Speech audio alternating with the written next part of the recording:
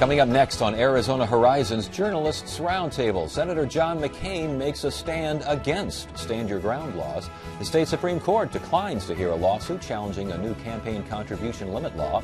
And State Treasurer Doug Ducey forms an exploratory committee for the 2014 governor's race. Those stories and more next on the Journalists Roundtable. Arizona Horizon is made possible by contributions from the Friends of Eight, members of your Arizona PBS station. Thank you. Good evening and welcome to Arizona Horizons Journalists Roundtable. I'm Ted Simons. Joining me tonight are Mary Kay Reinhardt of the Arizona Republic, Howard Fisher of Capital Media Services, and Mike Sunnix of the Phoenix Business Journal. Arizona Senator John McCain calls for states to review stand your ground laws, and I'm guessing he thinks Arizona's going to do that? Right away. Any minute now, we'll see the governor call a special session, I'm sure. I say sarcastically. Yes. No, I don't think we're going to see immediate action on the part of Arizona lawmakers, or the governor for that matter, to change the state's, 20-year-old stand your ground. We've had a law like that for a long time.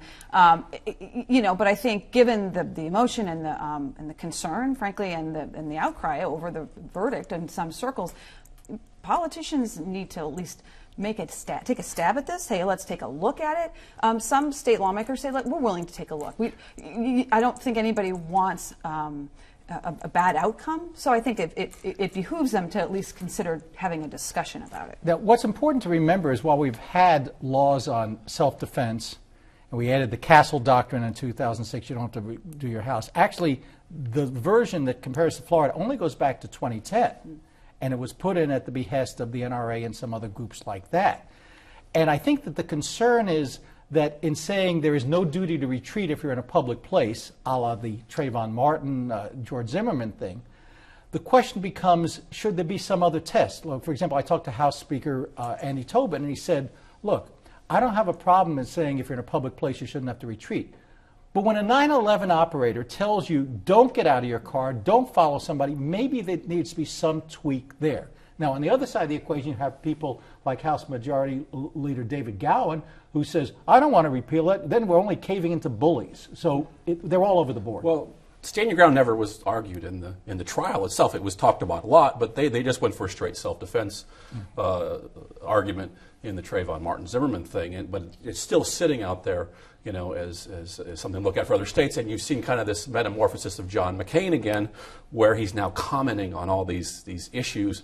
He's taken on Rand Paul and Ted Cruz, kind of the Tea Party wing of the party. Now he's back in CNN's good graces, I guess, and they're asking him questions of the day on everything from Syria to now he's taking a stand on stand your ground, where I don't think, like you said, I don't think there's much appetite for changing that here, considering the makeup of the legislature. Didn't the jury instructions include aspects of the stand your ground law? It did, but the defense never really argued that. The defense never brought it up. But they argued the traditional self-defense thing was where he didn't have a place to go. He was defending himself. His life was in danger. Obviously, stand your ground is different from that. But that's still out there, and it's a reaction from a lot of politicians. They're trying to maybe address some of these concerns about the case. What are you going to do? Well, stand your ground is sitting out there, something that people can talk about. And I think the concern is that now that people, look, 6 months ago, well, actually a year ago, we wouldn't be talking stand your ground. Nobody knew what the heck it was. I mean, there was a little publicity when it was passed. Now that people are aware of it, I think the concern is, well, okay, now that I know I don't have to retreat, and since in this state anybody can carry a concealed weapon, you don't even need a permit, that it's going to take situations where normally you would walk away and escalate them. We did have our version, though, with Mr. Fish and the hiking trail and that sort of situation. Not the same, obviously, but that it was very much a part of what do you do to defend yourself, how far do you go, how far do you retreat, all these things. And yes, and the Fish case had to do with the burden of proof, because it used to be in Arizona that if you claim self-defense, you had the burden of proving self-defense. Well, usually in this kind of situation, there's only one survivor.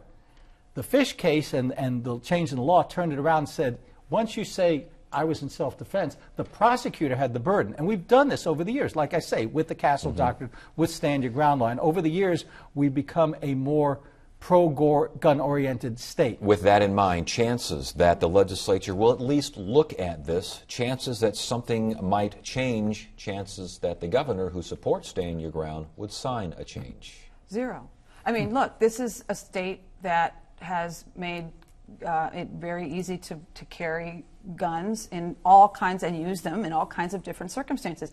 This instance now, and 6 months out from the next legislative session, isn't going to get anywhere. There may be a couple of Democrats, Steve Gallardo, introducing a bill. If it gets a committee hearing, I will be very surprised. The only thing I could see them having a vote on is for conservative Republicans to kind of brandish their NRA credentials that say, I voted for Stand Your Ground again, and they would like that. To revote it. Yeah, to revote it again, but there's zero chance of it passing.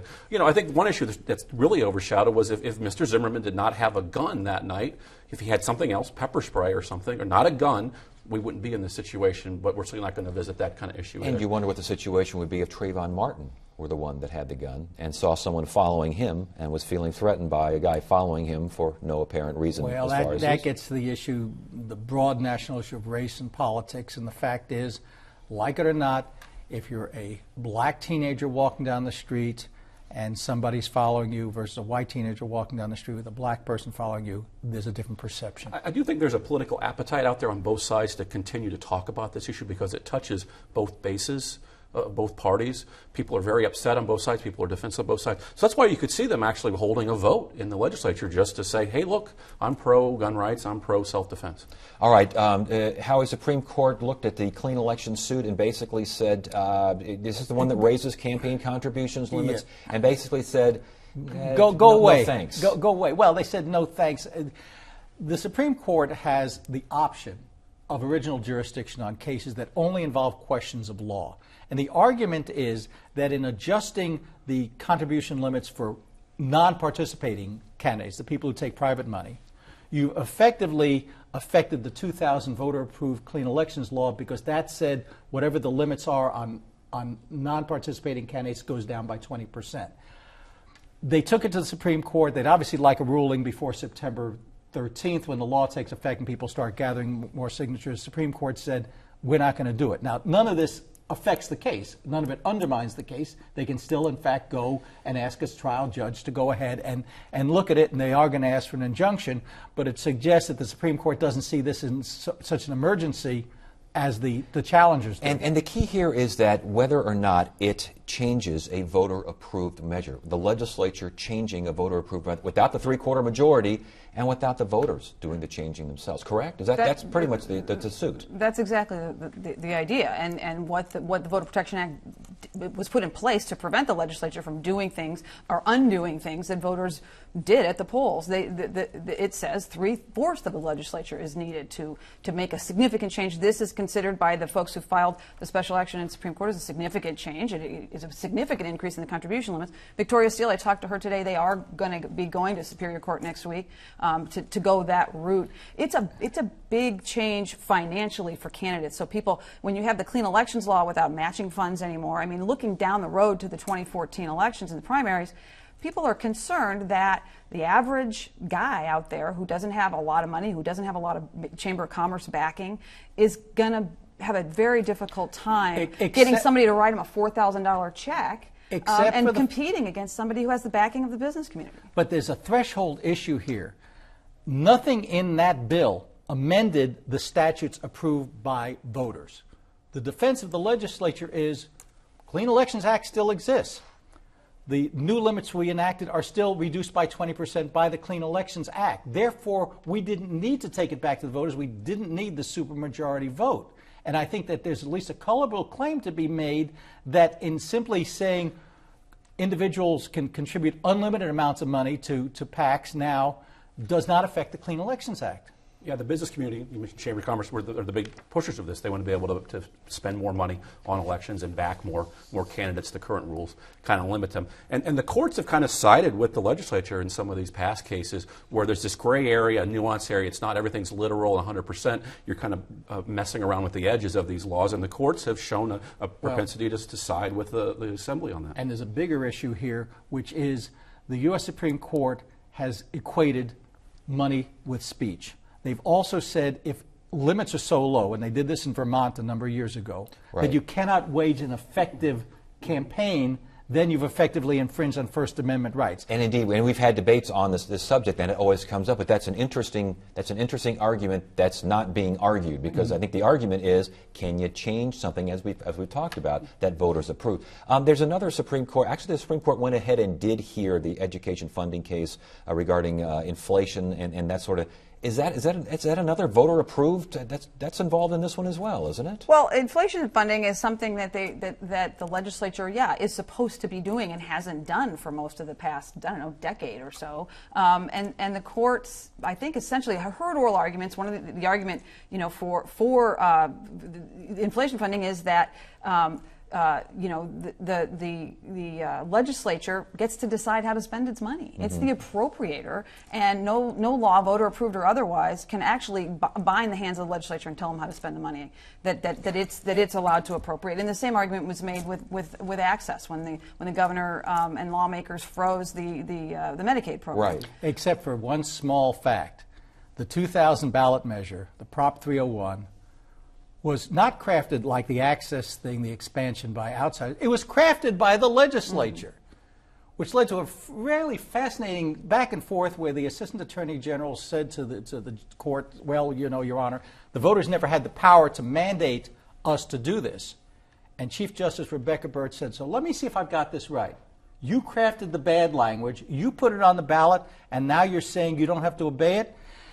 And Ms. Sweeney said, well, perhaps, Your Honor. I don't think that's going to sell. And the appeals court ruling did not buy that particular argument. And now we're at the state Supreme Court. I mean, again, how do you get past the fact that whether times are good or bad, that's not written in there.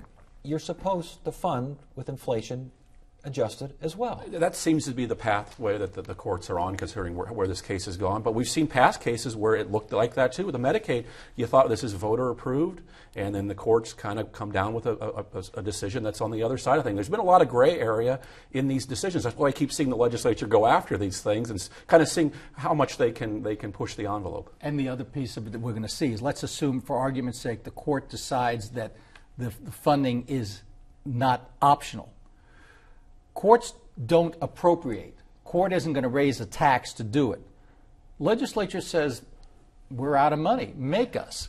Now we've got a constitutional crisis on our hands. Then it gets back to the Medicaid debate all over again. At least in that, the voter-approved Medicaid expansion back in 2000, you had that available funds language in there, and the court said, well, we can't tell the legislature what's available. It could very well make an argument if the economy goes south or whatever, or just because they want to spend money on something else, the legislature could say, gee, sorry, it's not available. All right. We have a new candidate for governor, exploring his candidacy. Exploring his candidacy. Doug Ducey, state treasurer. Is anyone surprised that he is exploring a race? Well, there was a draft Ducey website. He had a lot of support. Jim Click, a lot of top Who's Republicans. Jim Click? Jim Click's a Tucson car dealer, big Republican financer, kind of a kingmaker, pretty important. He had a lot of business folks on there. A lot of political folks on that list. So he went from draft Ducey to exploring. He's in the race. I mean, he's going to run. Cold Stone Creamery executive's got a lot of private sector background. Ran the campaign against the sales tax extension. I think he's the kind of the favorite son of a lot of conservatives right now out there. And partly because of the fact he took the position against the sales tax extension, and that made him that favorite of conservatives. Now, it's a good year for a Republican to look, figuring it's an open seat. Jan's third term notwithstanding, that's an open seat. But that gets real interesting in terms of having so many people there. Now, I'm not saying Al Melvin's going to be the next candidate or an Andy Thomas, but you certainly got the Tom Horn, who's nibbled on. I don't think he's going to go for it, but you certainly have the Secretary of State who wants to go for it. You got Hugh Hallman's already jumped in. I think the other big name Scott is Scott Smith. Scott Smith's the other very big name on the outside right now. That would really shake up the race would be the Mesa Mayor Scott Smith. And that comes down to the fact you get 6 people in a race. Somebody with 20% of the vote walks away with the primary. The thing that puzzled me about Ducey, though, he did run the don't extend the sales tax campaign. And then he kind of disappeared, and we didn't see him. One of the arguments and promises made during that campaign is if we don't extend that 1 cent sales tax, we'll come up with a plan for education funding. Don't worry about it. We got this. Well, we didn't really see a plan. I mean, we saw a little bit of extra funding, but we certainly didn't see Doug Ducey running around with a plan to fund education. So I'm wondering, if he's really in this thing, which of course it sounds like he is for all indications, maybe we'll see more of him at next legislative session. I'm thinking at least to have a I think higher there was profile. a lot of peril for a lot of Republican candidates on this Medicaid issue. That's a real tough one. It was tough for folks in the party. There's a big split, and a lot of them have kind of avoided that. Do we know, how do we know this, but just from a distance, do we know that he really wants to be governor? Oh, he likes the limelight. He enjoys. If he likes the limelight, he's been as Mary Kay mentioned, he's been state treasurer, but But state treasurer, look, you can do you can find Dean Martin. Dean Martin. He was out there holding press conferences all the time. But Dean Martin had the benefit, if you will, of having Janet Napolitano, a Democrat, as governor. In fact, what Dean did is he figured out, well, we have this little committee that determines state debt, which consists of the governor, the treasurer, and then I think the head of Department of Administration. He got to call the meetings and force the governor to come to his office, and Dean enjoyed it. Doug, we don't know. Like you say, you're right. He's been invisible, but I have a feeling next session we're going to be seeing a lot more of him. He's going to try to raise that name ID. Oh, I think he was interested in running for governor before, but the treasurer spot was open. It's a good stepping stone. It shows you've held statewide office.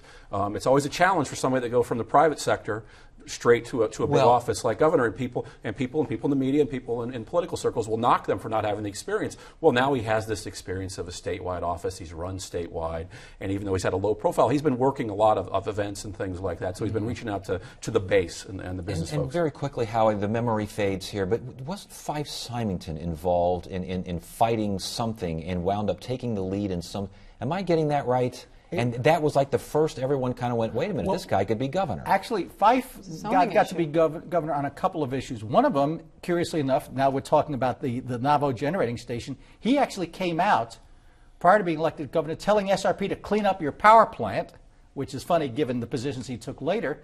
He also was one of the people who called on Ev Meekum to resign. Yes. And that got him some high profile, too. So you can... There are activities you can do, you can do to kind of raise your profile. Okay, I want to talk to you about this because you kind of are an expert on this Glendale, this near Glendale. It's not in Glendale now. It's near Glendale, the casino. The House Committee, U.S. House Committee is now getting involved. What in the world are they getting involved with? Well, Trent Franks, who represents the West Valley, a Republican, opposes the casino and has sponsored bills to kind of try to block the casino, kind of rescind this 1980s era law that allowed the Tohono O'odham tribe to buy unincorporated land. They kind of did that by dark of night, came in and bought it in the city of Glendale, and Trent Franks, a lot of folks don't like it. And so he's run these bills in Congress to try to block this. Of course, it can make it through the Republican House. It's made through a committee. It may make through the full chamber. It's not going to go anywhere in the Senate. Again, it's not going to get signed by the president. And it's a bit of a dog and pony show. And they're just trying to delay this thing as long as they can. They've lost every case in court against the tribe that's trying to build this.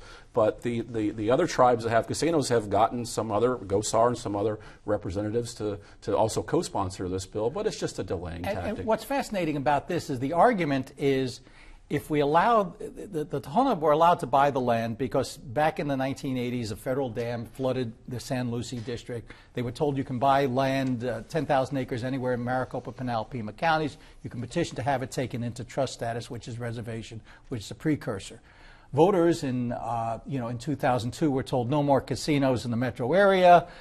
There was a little language in there nobody bothered to look at about after acquired lands. And the fact is the Tohono pulled a fast one, if you will. They got the language in there. They followed the law. Judge Campbell ruled they followed the law. So now Trent's bill, the one that Paul Gosar helped shepherd through committee, says, well, that's true, but we're going to amend the 86 law to say no casinos on any after-acquired property till 2027. Now his argument is, to get his colleagues lined up, is we'll set a bad precedent about off-reservation casinos. No. The case in Arizona is very specific to what's happening here. You want to kill the casino, do it, but do it on intellectually. This is about money. Pure fashion. This is all about money. The Gila River tribe and the Salt River tribe have casinos, obviously in the Phoenix area. If this other tribe comes in and builds this, it's going to be competition. And the longer they can delay this, the more money they make. And the Tohono O'odhams are not going to go away. They're going to build this thing. Eventually, it may take till 2027, considering all this stuff. But they're going to build it. But yeah, it's just amazing. This is how Washington works. You got to build. It's not not going to go anywhere in the Senate. Are we surprised at all that the co-signers of this thing, we got every single Republican representative in Arizona and Ann Kirkpatrick? Well, she's looking at it from the perspective that her tribes also Yes. have competition.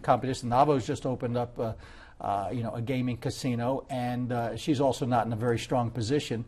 Whereas Raul Grijalva, who represents Tucson, and Ron Barber, who represents Tucson where the Tohono are based, are saying, no, not a chance. They're the key to this, though, because they're the ones that are going to block this with Harry Reid in the Senate. And it's okay for these representatives. They're representing their tribes and their districts. That's what you're kind of supposed to do.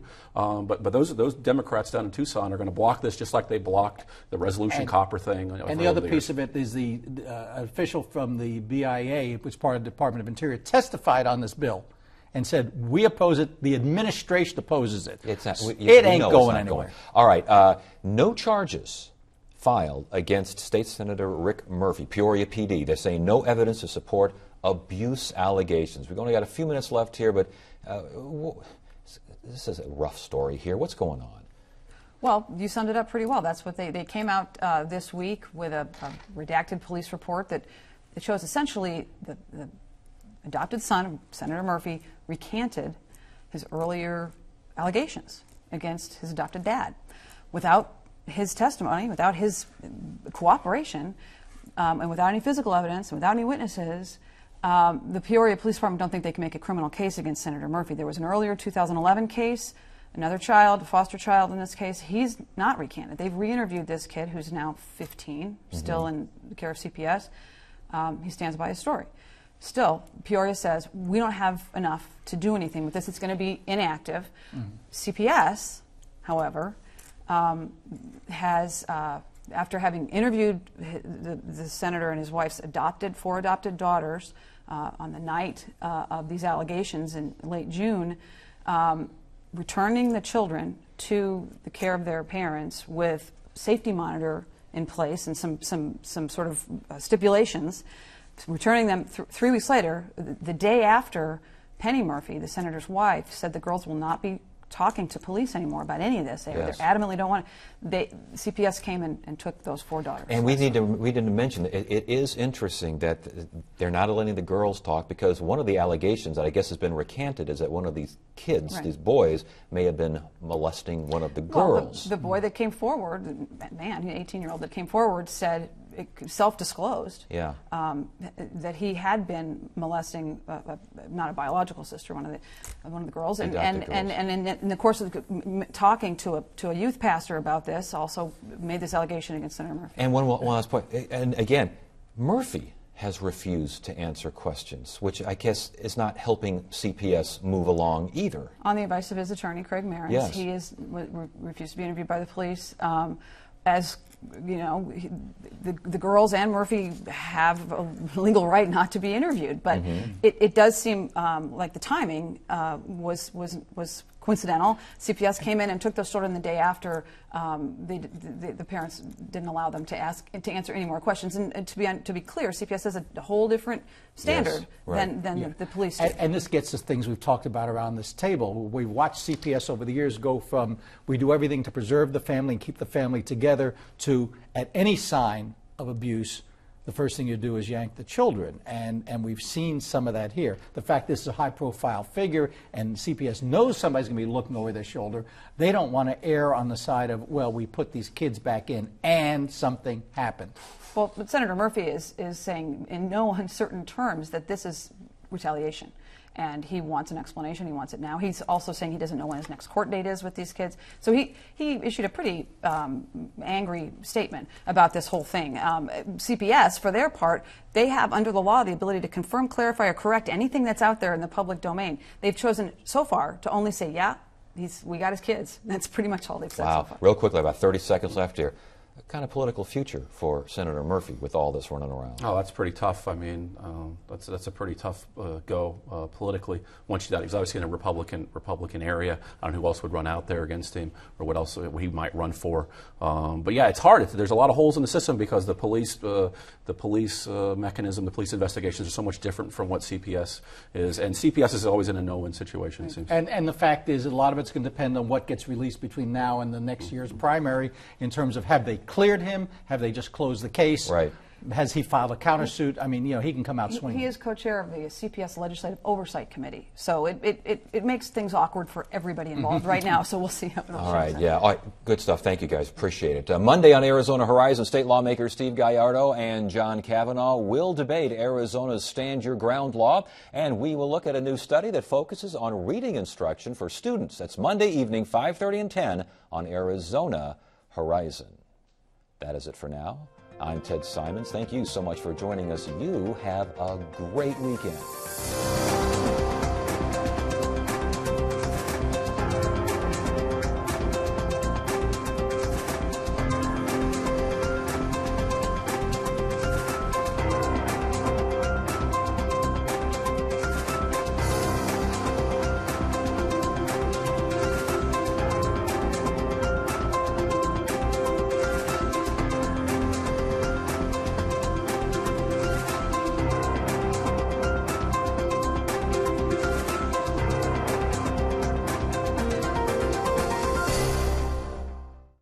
Arizona Horizon is made possible by contributions from the Friends of Eight, members of your Arizona PBS station. Thank you.